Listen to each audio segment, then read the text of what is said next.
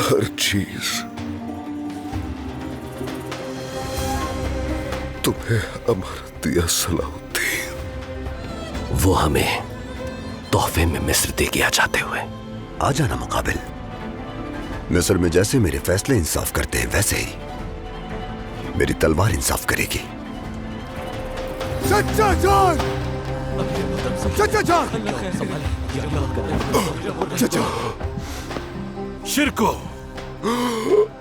लतीफ, मेरे अमीर, जाओ क्या अमीर? अस्पताल तैयार करो फौरन। मेरे अमीर, ये जख्म पे रख दे। जाओ तुम। ठीक हो जाएंगे आप चचा, घबराए नहीं। चलो उठाओ इन्हें जल्दी। रुक जाओ भतीजे।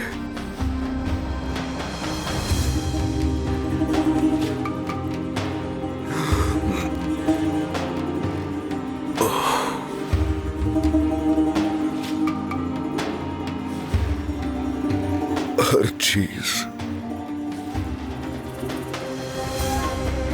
तुम्हें अमानत दिया सलाउद्दीन। सलीबी और मुसलमान जब मैदानी जंग में एक दूसरे को मिटाने की गर्ज से मद्दे मुकाबिल आते हैं तो अपने ईमान की जांच दुश्मन की आंख में उभरती उसके यकीन की चमक से करते हैं। इसी चीज ने हमारे और उनके माबैन एक गैर मरई ताल्लुक बना दिया है। यही गैर मरई ताल्लुक है जिसकी खातिर मैंने आज अपने कलम को इस स्याही में डुबोया।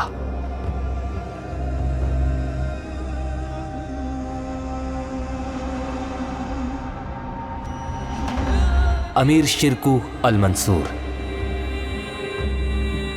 जिनकी कमान में मुसलमान लश्कर ने बड़ी बड़ी जंगें जीती, जंग लड़ने में उन्होंने एक माहिर, बहादुर और तेज जंगजू के तौर पर शोहरत पाई।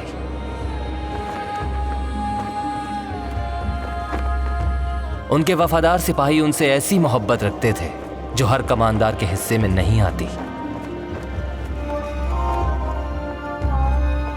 क्योंकि हर बड़े जंगजू की तरह वो कौल के पक्के और निहायत ही सखी थे।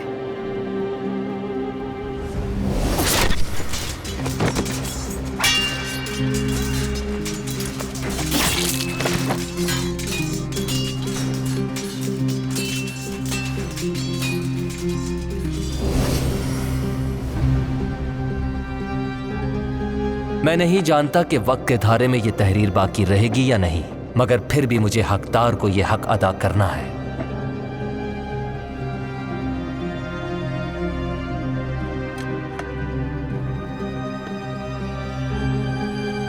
इस दुनिया में जो सूरमा उनके दुश्मन थे वो भी इज्जत और एहतराम से खड़े हो जाते जब शिरकू अल मंसूर का नाम आता।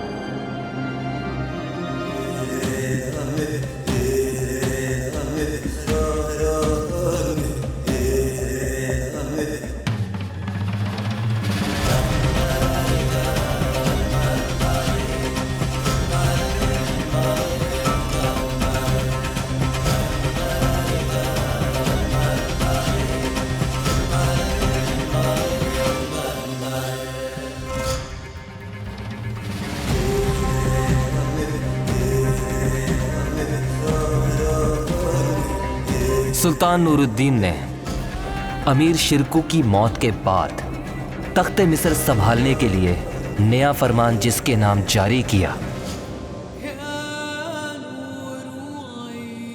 वो नाम अमीर सलाउद्दीन के अलावा कोई और नहीं था। अजीम सुल्तान ज़हीन और बहादुर लोगों में से ही उभर कर सामने आते हैं, मगर किस्मत का दरवाज़ा खोलने के लिए सिर्फ ये दो सिफात नहीं चाहिए होती, क्योंकि बहुत से ऐसे लोग हैं जिनसे बड़ी उम्मीदें वाबस्ता होती हैं, मगर तकदीर के पहिए में कुचल कर टुकड़े टुकड़े हो जाते हैं। लेकिन जिसका तकदीर पूरी तरह साथ दे रही है उसके सामने कोई खड़ा नहीं हो पाता। सलाउद्दीन की तकदीर कैसी होगी ये तो बस खुदाबंद ही बेहतर जानता है। मैं जहां भी गम से दिल शिकस्ता लोगों को देखूंगा तो उनके दर्द का दरमान कर लेने तक मेरा चेहरा, मेरी तवज्जो उन्हीं की जानिब रहेगी। ये अहद करता हूं।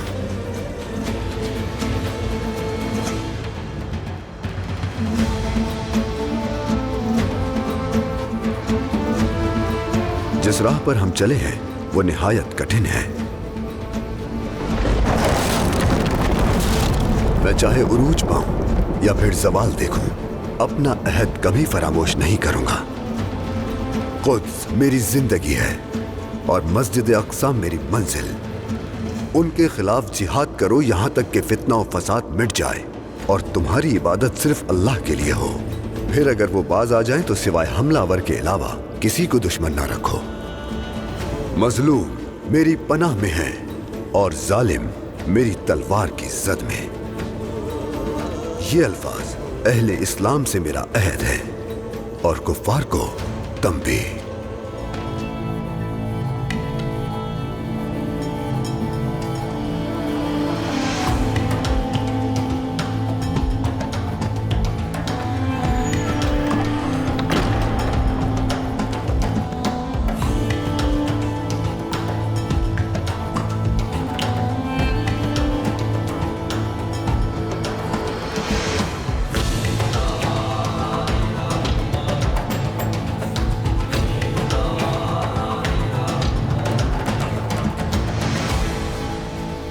ऐ अल्लाह, मुझे अपनी पनाह में रखना ऐसी तख्त से, ऐसी सल्तनत से जो तुझे बुला दे।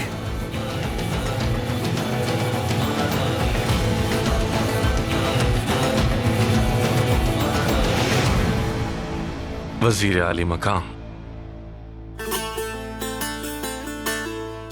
आपकी वजारत तमाम मिस्र के लिए एक रहमत है। दीवान इंसाफ के इजलास से कबल हमेशा की तरह हस्बे रिवायत रियासती हुक्काम पूरी तरह तैयार और मुस्तैद हैं। हम आपके अगले हुक्म के मुंतजिर हैं।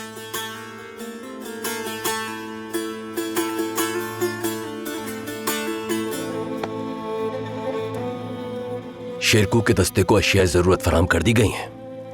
जी बिल्कुल मेरे सुल्तान, आपके हुक्म के मुताबिक उनका हर फौजी खराजात से बेफिक्र कर दिया गया है। शेरकू, हल्ब के जमाने से मेरा लाइक के मौत मत था, अभी उसके सदमे से बाहर नहीं निकला। उन जैसे कौल के धनी मुजाहिद रोज रोज पैदा नहीं होते। अल्लाह उनके दर्जात बुलंद फरमाए। आमीन आमीन आमीन। वो हमें तोहफे में मिस्र दे गया जाते हुए। हमने अब तक मिस्र में नज़्म ज़ब्त कायम करने के लिए अहम और दलेराना इक़दाम किए हैं, और अब बारी है महल की और लश्कर के निजाम की। काजी फाजिल, तो आज से आप दीवान व खिताबत के मेरे मुशीर आला और मेरे नाइब होंगे।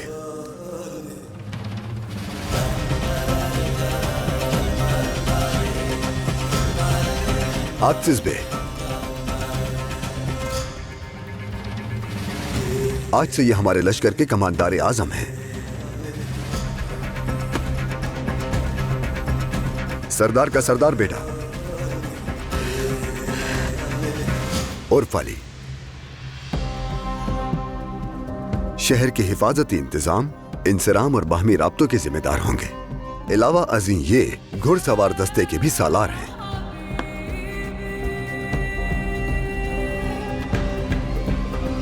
बोजुक तीरंदाज दस्ते की कमांडारी सौंपी जाती है और साथ ही साथ जासूसों की जानिब से भेजी गई इत्तलात मुझ तक पहुंचाने की जिम्मेदारी भी। कायरा में जो काम अधूरा रह गया था शायद आज यहाँ खत्म कर दूं बेलिन। बहुत मुश्किल होगा तुम्हारे लिए, क्योंकि आज यहाँ कोई औरत नहीं जिसके पीछे तुम छुप सको।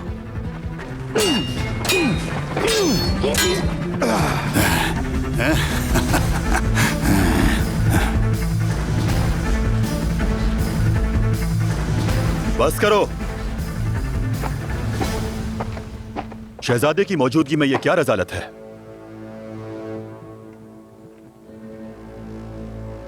मैं शहजादे को दिखा रहा था कि असल लड़ाई कैसे होती है।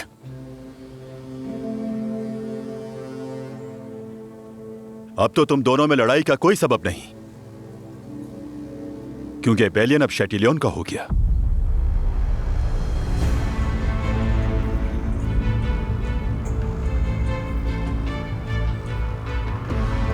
शहनशाह मालरिक ने एबेलिन शेटिलियन को देने का फैसला कर लिया है।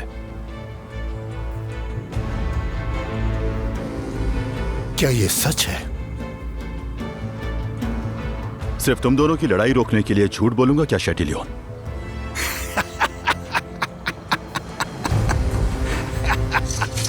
लॉर्ड काई, आइए मिलकर जश्न मनाते हैं।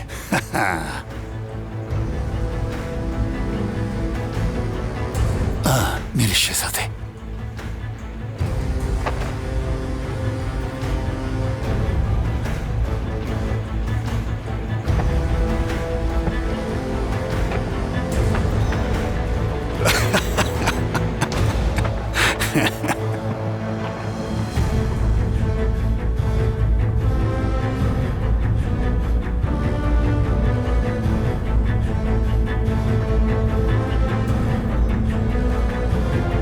बेलियन, तुम्हें खुदावंद का वास्ता कोई हिमाकत मत करना। रुक जाओ बेलियन।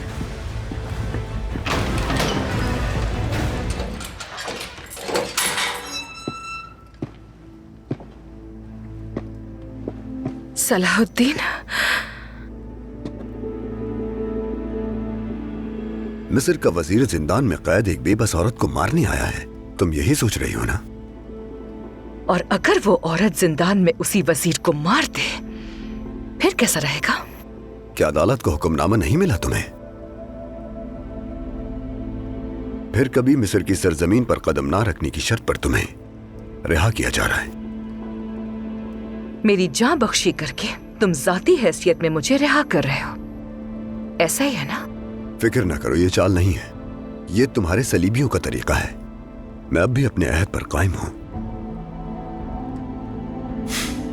काश कि मुझे कॉन्ट माइल्स को भी ये बताने का मौका मिल जाता।